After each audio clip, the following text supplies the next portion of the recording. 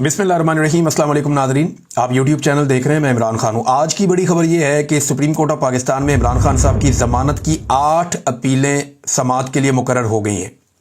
ये जो 8 अपीलें समाअत के लिए मुकर्रर हुई है ना, ये चीफ जस्टिस याह्या अफरीदी सुनेंगे, पाकिस्तान सुप्रीम कोर्ट के चीफ जस्टिस, और उनके साथ एक और मुअज़्ज़िज़ जज जस्टिस मोहम्मद शफ़ी सिद्दीकी साहब। ये 2 रुकनी बेंच ये इमरान खान साहब की अपीलें सुनेगा।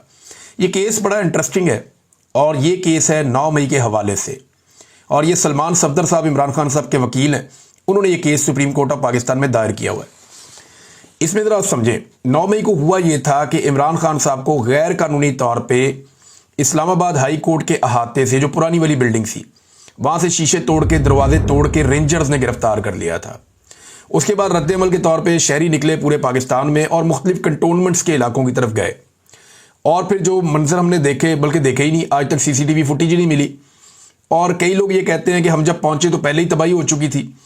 बड़े हैरत अंगेज तौर पे सिक्योरिटी वहाँ से गायब हो जाती है। बड़े हैरत अंगेज तौर पे वहाँ पे जो रास्ते में है कोई रोकता नहीं है, कोई रुकावट नहीं डाली जाती, कोई पकड़ने नहीं आता, और फिर वहाँ पे तोड़ फोड़ हो जाती है। उसके बाद 9 मई के नाम के ऊपर पाकिस्तान तहरीक इंसाफ के ऊपर एक अजाब मुसल्लत कर दिया जाता है पाकिस्तान में, और इस पॉलिटिकल पार्टी के हज़ारों वर्करों को गिरफ्तार कर लिया जाता है। लीडरशिप सारी की सारी अंदर डाल दी जाती है। इमरान खान साहब को कुछ अरसे के बाद दोबारा गिरफ्तार कर लिया जाता है। लेकिन 9 मई को जब इमरान खान साहब गिरफ्तार हुए तो सुप्रीम कोर्ट ऑफ पाकिस्तान ने इमरान खान साहब को बुलवा लिया। इमरान खान साहब सुप्रीम कोर्ट ऑफ पाकिस्तान में आए तो उन्होंने इसको गलत करार दिया कि यह गलत हुआ, किसी जगह पे भी लॉ एंड ऑर्डर की सिचुएशन नहीं बननी चाहिए थी, बल्कि उन्होंने उसकी मजम्मत की। लेकिन साथ ही इमरान खान साहब ने कहा कि मैं तो गिरफ्तार था, मैं अंदर मौजूद था। अब एक आदमी अंदर था तो वो उस जुर्म के लिए कैसे जिम्मेदार हो सकता है? तो इसमें सुप्रीम कोर्ट ऑफ पाकिस्तान ने इमरान खान साहब की 9 मई की गिरफ्तारी को गलत करार दिया था, और यह कहा गया था इसके ऊपर इंक्वायरी की जाएगी। और जो हाई कोर्ट है इस्लामाबाद की, उन्होंने भी कहा था इसके ऊपर इंक्वायरी करेंगे। अब इंटरेस्टिंग बात यह है कि 9 मई के लगभग 2.25 साल के बाद यह केस वापस जा रहा है सुप्रीम कोर्ट ऑफ पाकिस्तान में। अब वही चीफ जस्टिस ऑफ पाकिस्तान है, वो चेंज हो गए हैं। इसके बाद एक और चीफ जस्टिस आया, फिर एक और बंदयाल साहब थे, फिर कादी साहब आए, और अब याह्या अफरीदी साहब हैं। अब उनके सामने मामला जाएगा तो वकील पहले तो ये मामला उठाएगा, जनाब इमरान खान को 9 मई को गिरफ्तार किया गया हाई कोर्ट इस्लामाबाद के अहाते से, गैर कानूनी गिरफ्तारी थी, और सुप्रीम कोर्ट ने अपने ऑर्डर में कहा था कि यह गैर कानूनी गिरफ्तारी है, इनको रिहा किया जाए। तो पहले तो आप ये बताएं कि जनाब वो गैर कानूनी गिरफ्तारी के ऊपर अब तक क्या एक्शन हुआ। इस्लामाबाद हाई कोर्ट से भी पूछा जाएगा, जनाब आपने 2.25 साल में कौन सा इंसाफ फराहम किया कि जिन लोगों ने इमरान खान साहब को, साबिक वज़ीर आज़म को घसीट के गैर कानूनी तौर पे टॉर्चर करके गिरफ्तार किया, जिन मनाजर की वजह से पूरे पाकिस्तान में आग लगी, वो लोग जो रिस्पॉन्सिबल हैं वो कौन लोग हैं और ये किसने किया था? एक तो मामला ये उठेगा। दूसरा, ये जो पूरा का पूरा पोस्टमार्टम जो ऑलरेडी हो चुका है 9 मई के मुकदमात का, कि एक पुलिस वाला सोफे के नीचे छुप गया, एक पुलिस वाला छोटी सी टेबल के नीचे छुप गया, और इमरान खान साहब के घर के अंदर दाखिल भी हो गए, और उन्होंने सारी साजिश सुन के इमरान खान साहब पे एक केस भी बना दिया। अब उन पुलिस वालों को साबित करना पड़ेगा। मेरे ख्याल में सलमान जो साहब जो हैं, सलमान सफदर साहब, उन्हें चाहिए कि इमरान खान साहब के जमान पार्क वाले घर से वो सोफा और वो छोटी टेबल, ये दोनों चीजें उठा के सुप्रीम कोर्ट ऑफ पाकिस्तान में ले जाके चीफ जस्टिस ऑफ पाकिस्तान के सामने रख दें, और उन्हें कहें सर ये वो टेबल है और ये वो सोफा है, ये 2 पुलिस वाले इनको कहें इनके नीचे छुप के दिखाएं, ताकि हम देखें ये इनके नीचे कैसे छुपते हैं। प्रैक्टिकली जरा उन्हें कहें छुप के दिखाएं, सारा केस वहीं खत्म हो जाएगा। नंबर 1, यानी जो टेबल वहां पड़ी हुई थी ना, वो टेबल उठाएं और उठा के ले जाके वहां रख दें कि जनाब ये वो टेबल है जो इमरान खान साहब के वहां पे कमरे में, बेशुमार वीडियोज है ना, तो वो सारी टेबल्स नजर आती हैं। रोजाना वीडियोस बनती थी, वहां पे लोग अंदर आते थे अपने मोबाइल से, दूसरे भी वीडियो बनाते थे, वो कैमरामैन भी था, वो सारा फिल्माया हुआ वो जगह। वो जो वहां पे टेबल्स थी वो ले जाके सुप्रीम कोर्ट ऑफ पाकिस्तान में रखें, और पुलिस वाले को बुला कर कहेंगे जनाब इसके नीचे घुस के आप दिखाएं, छुप के दिखाएं। अगर ये छुप गया तो ठीक है। दूसरा, हर जगह पे इन्होंने तादाद अलग बताई है। लाहौर में कुछ और है, गुजरावाला में कुछ और है, फैसलाबाद में कुछ और है, सरगोदा में कुछ और है। हर जगह पे साजिश के दौरान लोगों की तादाद अलग बताई, ये भी ये गलती है। तीसरा, वो पुलिस वाला उस दिन ड्यूटी पे ही नहीं था, भागा हुआ था, उसके खिलाफ रिपोर्ट लिखी हुई है। जिस दिन वो कह रहा है जी कि मैंने जाके साजिश ये पकड़ी है, उस दिन वो ड्यूटी पे ही नहीं था। 5वां, जो तफ्तीशी है वो कभी उस जगह पे ही नहीं गया, उस जगह पे वो तफ्तीशी कभी गया ही नहीं जिस जगह पे ये वकूआ वो कहते हैं हुआ है। और वो जो जाए वकूआ है, इमरान खान साहब का घर जिसके बारे में वो कहते हैं, उसका नक्शा भी उनके पास नहीं है, उनको ये आइडिया ही नहीं है कि इमरान खान साहब का कमरा किस तरफ है, दरवाजा किस तरफ है, सोफा किस तरफ है, कुर्सी किस तरफ है, और वहां का कोई उन्होंने दौरा भी नहीं किया, तफ्तीशी वहां गया ही नहीं।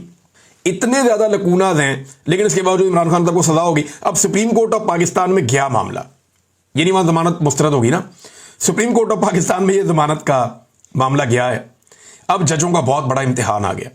ये जब भोंडा तरीन तारीख का केस जजों के सामने आएगा तो देखते हैं सुप्रीम कोर्ट ऑफ पाकिस्तान का एक बहुत बड़ा इम्तिहान है, या अफरीदी का कि वो इसमें इंसाफ दे पाते हैं या नहीं दे पाते, क्योंकि इसी सुप्रीम कोर्ट से ये सारा मामला शुरू हुआ था, इसी सुप्रीम कोर्ट में ये सारा मामला वापस आ गया है। और तफ्तीशी का, पुलिस वालों का, प्रोसिक्यूशन का बहुत बड़ा इम्तिहान है, क्योंकि ये केस लड़ने के काबिल है ही नहीं, इस केस को लड़ा ही नहीं जा सकता। इमरान खान की हद तक तो सवाल ही पैदा नहीं होता ये केस लड़ा जा सके, क्योंकि पुलिस वालों ने जो भोंडे अंदाज में ये मुकदमा दर्ज किया है, दुनिया का कोई बनाना रिपब्लिक भी होगा ना, उसकी जो सबसे बदतरीन अदालत भी होगी ना, उसके अंदर भी इसको साबित नहीं किया जा सकता। अब देखना यह है कि चीफ जस्टिस ऑफ पाकिस्तान इस मामले को कैसे हैंडल करते हैं, तो बड़ी इंटरेस्टिंग चीज होने जा रही है। नंबर 2, वजीर आला खैबर पख्तूनख्वा के जो बड़े सख्त बयान आए थे, उन पे हुकूमत का रद्द-ए-अमल आया। राणा सनाउल्लाह साहब ने कहा खैबर पख्तूनख्वा में वादिय तीरा के इंसिडेंट से पहले, जो वादिय तीरा के अंदर कत्लो गारत गिरी हुई है, बच्चों की शहादत के बाद लोग एहतजाज करने के लिए निकले, फिर उनके ऊपर स्ट्रेट फायर कर दिया सिक्योरिटी फोर्सेज ने बकौल पाकिस्तान तहरीक इंसाफ की गवर्नमेंट के, और जब उनके ऊपर स्ट्रेट फायर किया गया तो उसमें लोग शहीद हो गए और हालात बड़े ख़राब हो गए। अब लोगों ने जाके तालिबान से कहा बहुत बड़ी तादाद में कि आप ये इलाका छोड़ दें, हम फौज से कहेंगे वो भी इलाका छोड़ दे। तो क्या ये इलाका वाकई में जो वहां की अवाम है वो तालिबान से और फौज से खाली करवा सकती है? पाकिस्तान तहरीक इंसाफ ने भी बड़ा सख्त मौक़िफ़ ले लिया, उन्होंने कहा जी ठीक है, फौज 15 दिन के अंदर निकल जाए इन इलाकों से। लेकिन राणा सनाउल्लाह साहब कह रहे हैं कि वज़ीर आला खैबर पख्तूनख्वा के बयानात पे मत जाएं, इनके बयानात को बिल्कुल संजीदा मत लें, वो सियासी बयानिए के लिए बोलते हैं सिर्फ, जहां उनके ताउन की ज़रूरत होती है वो ताउन कर देते हैं हुकूमत के साथ। ये राणा सनाउल्लाह साहब ने दावा किया है। अब वज़ीर आला खैबर पख्तूनख्वा के ऊपर चंद सवालात खड़े हो रहे हैं। नंबर 1, अभी तक किसी एक भी ड्रोन हमले की FIR अली अमीन गंडापुर साहब नहीं कर सके। देखिए ना, अली अमीन गंडापुर साहब 5 घंटे ऊंची आवाज में तकरीर करते रहे या चिल्लाते रहे, उससे कोई फर्क नहीं पड़ता। सिर्फ एक छोटी सी FIR दर्ज कर दें ड्रोन हमले की, उससे फर्क पड़ता है। आप देखें ना, प्रैक्टिकली आप देखें जावेद हाशमी साहब ने क्या कहा था।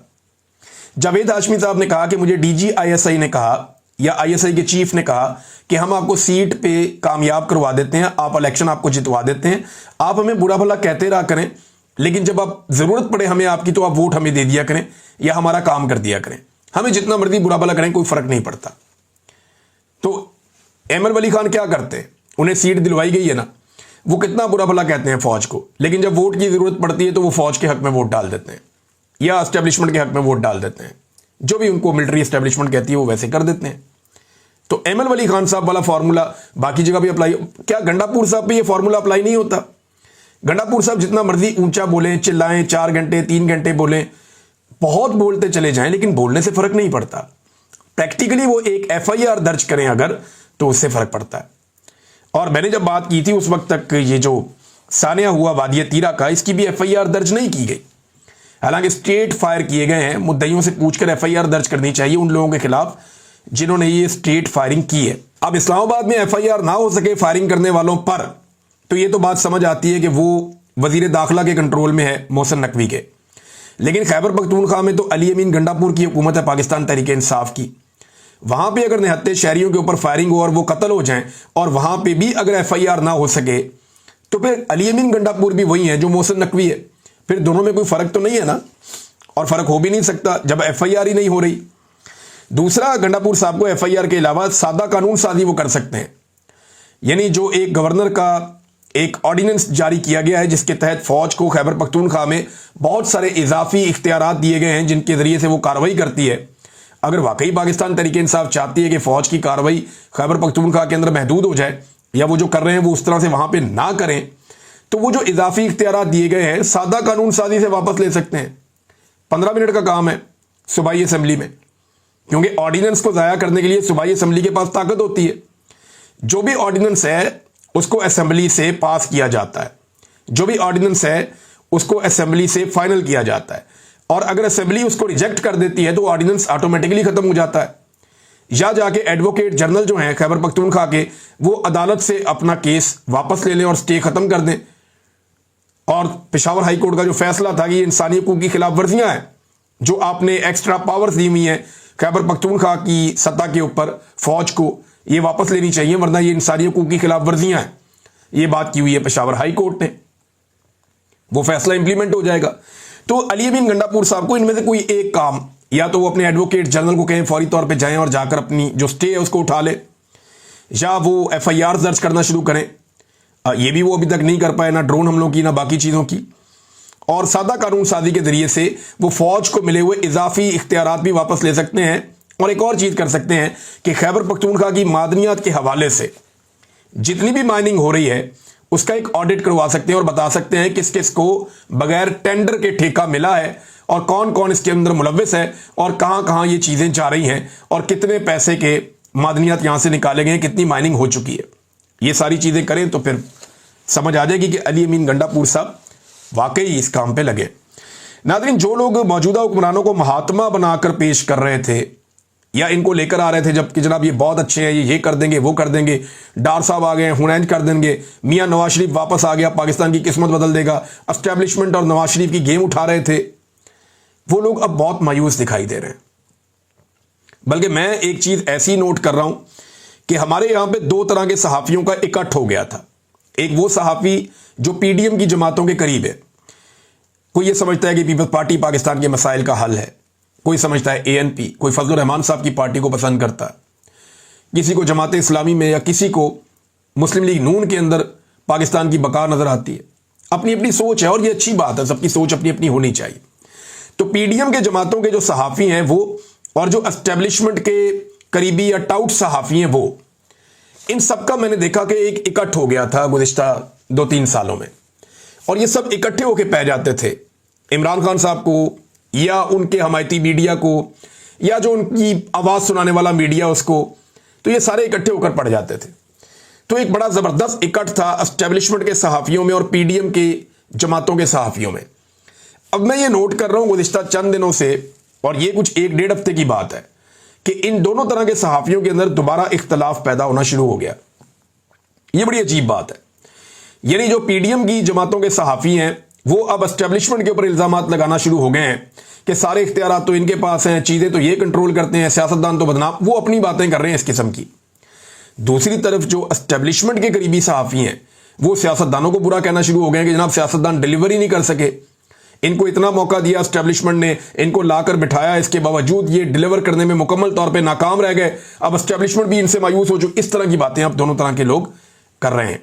इसका मतलब यह है कि इन्हें इस बात का आइडिया हो गया है, एस्टेब्लिशमेंट को भी और हुकूमत को भी, कि हम जो मर्जी कर लें, हम इस मुल्क को इस तरह से नहीं चला सकते। अल्टीमेटली ये मलबा गिरना है, तो अब ये मलबा एक दूसरे पे डालने की ऐसा लगता है कि कोशिश करना शुरू हो गए हैं। कामरान खान साहब का आपने ट्वीट पढ़ा होगा, उनका बयान देखा होगा, जिसमें उन्होंने कहा कि ताजिर जो हैं उनको आर्मी चीफ बड़ा अच्छा चलाते हैं, मईशत को आर्मी चीफ बड़ा अच्छा करते हैं, ये सब। वो आर्मी चीफ की ज़मीन आसमान के कलाबे मिलाने के बाद उन्होंने सियासतदानों को बुरा भला कहना शुरू कर दिया। इसकी एक मिसाल है सोहेल बड़ाइच का एक हालिया कॉलम है जिसमें उन्होंने बड़े साहब कह के आर्मी चीफ को मुखातिब किया कि जनाब वो न्यूट्रल रहना चाहते हैं लेकिन उनको मशवरे ये दिए जा रहे हैं। तो उन्होंने भी बताया कि जनाब बड़े किस्म के मशवरे, जैसे शायद कोई मार्शल लॉ की बात या कोई ऐसी चीज़ है कि जी सियासतदान डिलीवर नहीं कर पा रहे और वो काम ही नहीं कर पा रहे। तो ये चीज़ें गवाही देती हैं कि बड़ी मायूसी फैल गई है, पूरा निज़ाम मायूस हो गया, एस्टेब्लिशमेंट भी मायूस हो गई है और हुक्मरान भी मायूस हो गए हैं कि हमने इतना जोर लगाया, मुल्क चला ही नहीं पाए।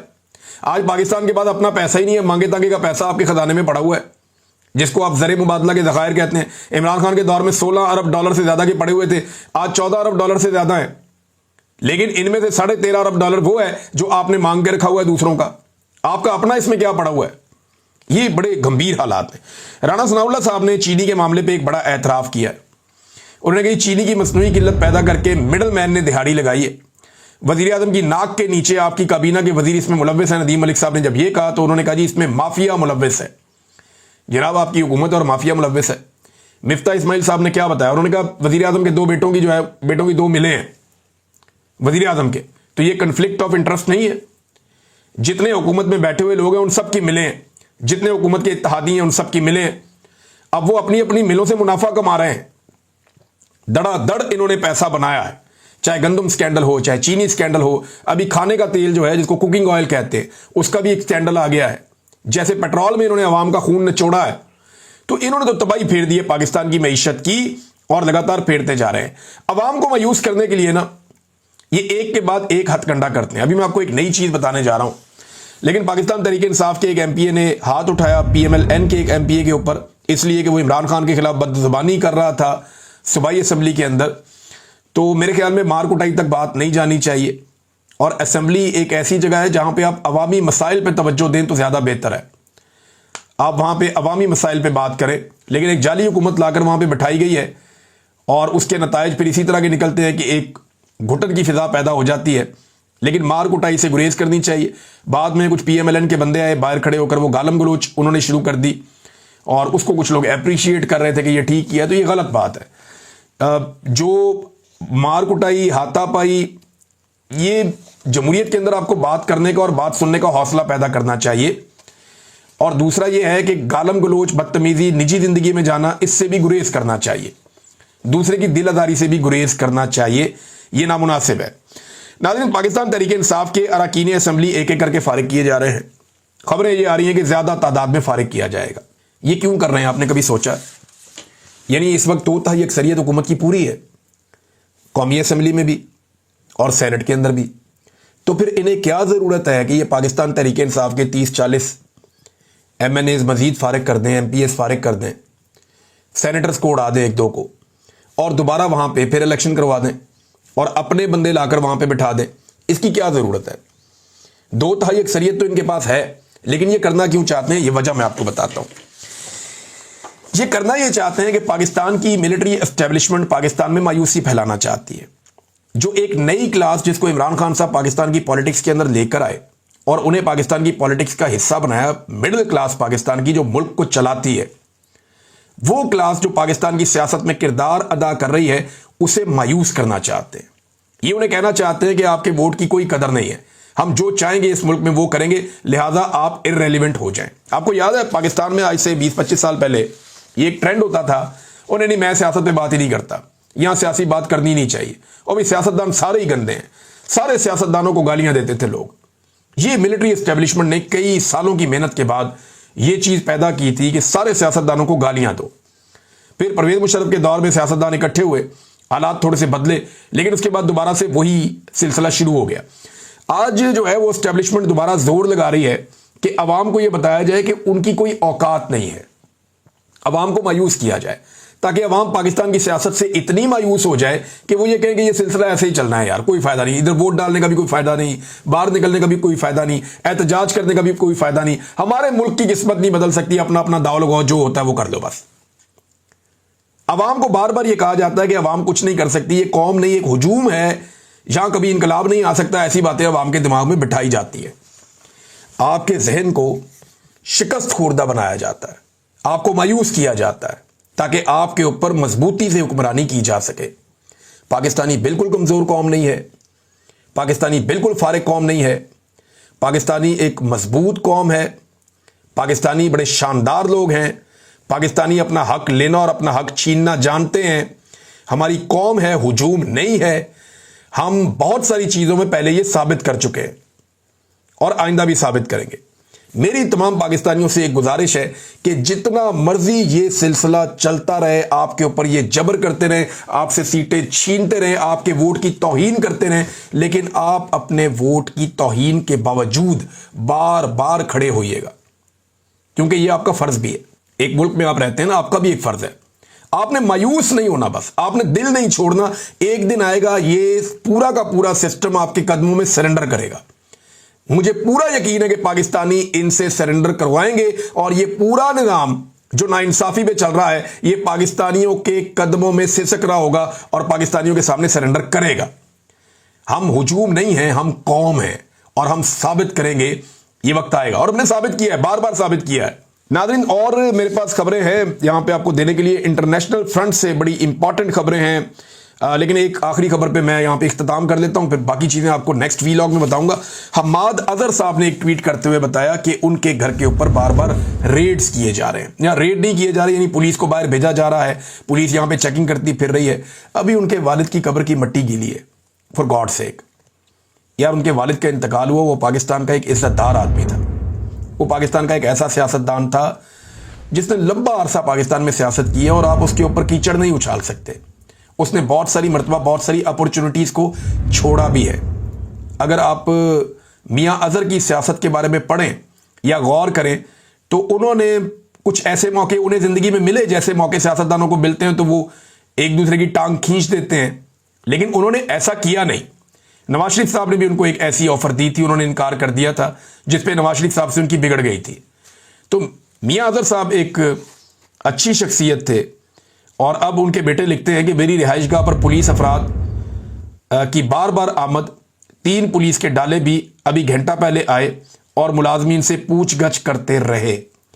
ये ज्यादती है, इस वक्त ये नहीं करना चाहिए। हम्माद अजहर भी यहीं पे है, पाकिस्तान तहरीक इंसाफ भी यहीं पे है, तो आप बदला ले सकते हैं, जब चाहें आप सियासी इंतकाम ले सकते हैं, लेकिन ये वक्त नहीं है। अब तक इतनी अपना ख्याल रखिएगा, अपने चैनल का भी। अल्लाह हाफ़िज़।